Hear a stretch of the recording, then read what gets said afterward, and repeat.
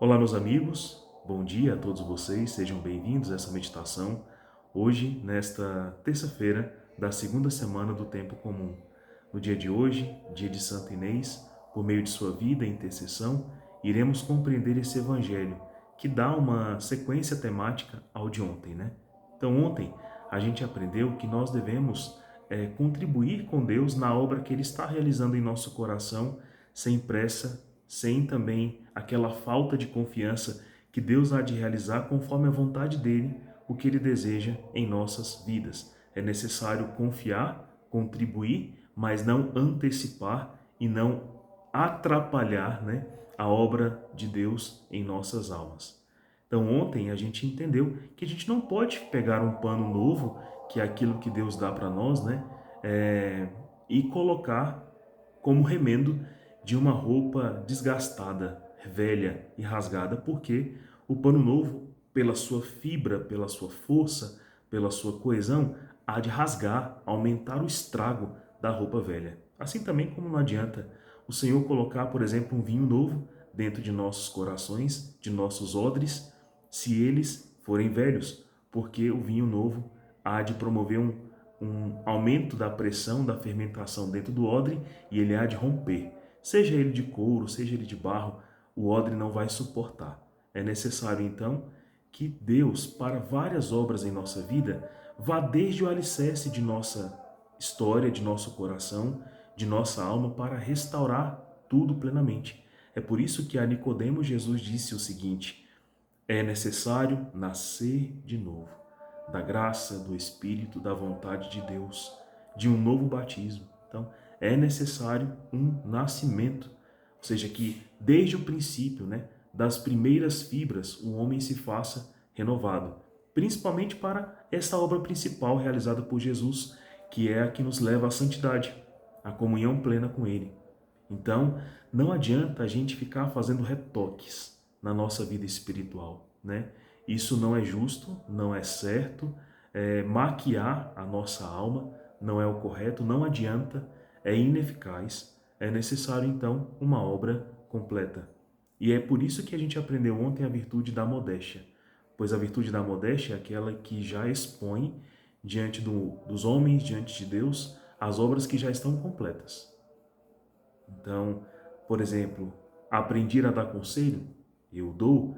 Aprendi a evitar a morte, eu faço. Aprendi a defender a vida, eu faço. Tem coisas a mais para fazer, eu aprendo.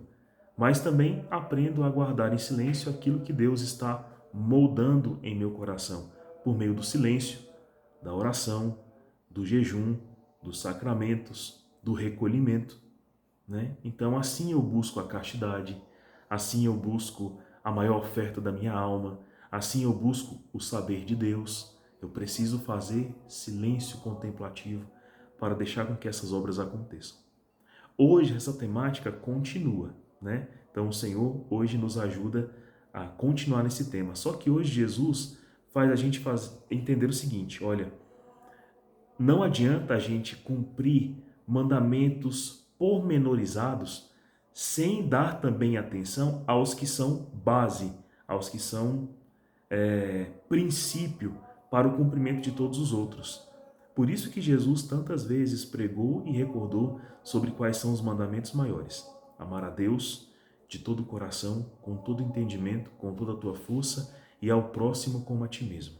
Esses são os maiores mandamentos e aqueles que mais salvam.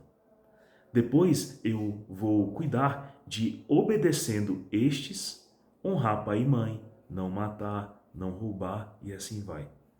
Portanto, Jesus hoje é exortado, digamos assim, porque os discípulos não estavam colhendo espigas de milho para comer num dia de sábado, e o sábado não era um dia para o trabalho, né? Então, Jesus hoje é chamado a atenção nisso. Se vocês quiserem ler o Evangelho, está em Marcos 2, versículos de 23 a 28. E Jesus explica que essa conduta, de privar o homem do alimento num dia que é necessário, não estava correspondendo a amar a Deus sobre todas as coisas e ao próximo como a si mesmo. Porque o homem ali tem uma necessidade natural comer, né, colher aquele milho para comer, não seria uma transgressão da primeira lei. Então não faria sentido esta obediência cega para com algo que não respeita o primeiro princípio que já estava esvaído do coração humano há algum tempo. Então Jesus vem resgatar esse entendimento para aqueles que estavam fazendo crítica. Inclusive, em outra passagem, Jesus deixa claro que os homens não estavam falando aquilo para amar os discípulos ou para ter comunhão com Jesus, mas realmente para criticar. Porque Jesus diz o seguinte: vocês também, quando um boi, por exemplo, que nem é tão importante quanto o meu próximo, como familiar, como um servo de Deus, quando ele cai no buraco, mesmo sendo um dia de sábado, vocês não arranjam jeito, maneira para poder resgatá-lo e tirá-lo de lá, para que ele tenha vida? E se tiver, por exemplo, o rebanho passando fome, vocês também não vão lá para dar pastagem a eles, liberar a cerca para que eles venham a comer e não se perca o rebanho inteiro? Pois bem, imagine a necessidade do nosso próximo de Jesus, a necessidade do nosso próximo de comer, de beber, de vestir. Essas obras não devem ser impedidas por nenhuma lei. É por isso que São Paulo resgata esse mesmo ensinamento mais lá na frente aos Efésios, quando diz: para a benignidade, a bondade, a generosidade, a afabilidade, a amizade, né? O amor genuíno, contra essas coisas não há lei. Existe lei contra o orgulho, a soberba, a preguiça, a mentira, a inveja, a luxúria. Contra essas coisas nem se faça menção entre vós.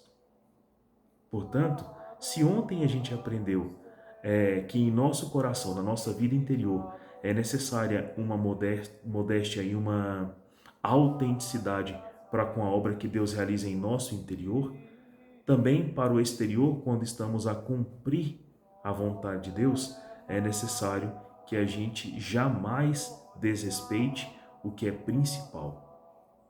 Nós que fomos restaurados desde a base, desde a nossa raiz, né, desde um batismo santo para glorificar o nome de Jesus, precisamos então nunca esquecer o principal mandamento: amar a Deus sobre todas as coisas e ao próximo como a ti mesmo. E aí os detalhes, né, os termos se corrigem, né, meio que até naturalmente. Eu respeito o que é do próximo, eu valorizo a sua alegria, eu desejo a ele a salvação, por isso não o mato, não traio, não adultero, não desonro pai e mãe, obedeço os mandamentos de Deus, a necessidade que tenho de alimentar a minha alma, né? Todos os domingos, todo dia do Senhor, está ali presente na Santa Missa, tomar os sacramentos, pedir perdão. E ainda estou ocupado das obras que testificam este amor. Vestir o nu, dar de comer a quem tem fome, dar de beber a quem tem sede, dar conselho aos transviados, acolher o estrangeiro, e assim vai.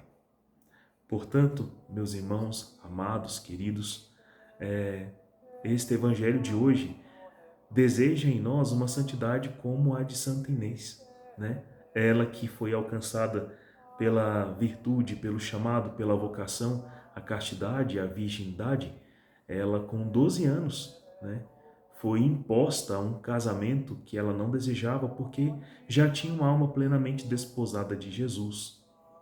E aí seu noivo a denunciou como cristã e nos primeiros séculos sabemos que isto era sinal para a morte, para o martírio. E essa não achou ruim estar, né, diante da possibilidade de ser decapitada, como aconteceu, desde que o seu coração jamais traísse a obra alcançada em sua alma, que era de uma entrega holocaustica de si mesma a Deus. Por isso ela preservou a sua fidelidade ao Senhor, perdeu a vida, mas ganhou o céu. Seu ícone é uma virgem, né? Uma moça, uma donzela abraçada ao Cordeiro, que além de ser seu esposo, também foi sinal daquilo que ela aprendeu a ser, né? Cordeiro imolado nas mãos de Deus, oferta para a redenção dos homens, testemunho para o alcance da graça da castidade. Então, Conte com a intercessão dela hoje, se esse é, por exemplo, a obra que precisa ter mais atenção em sua vida. Deus abençoe você. Tenha um santo dia.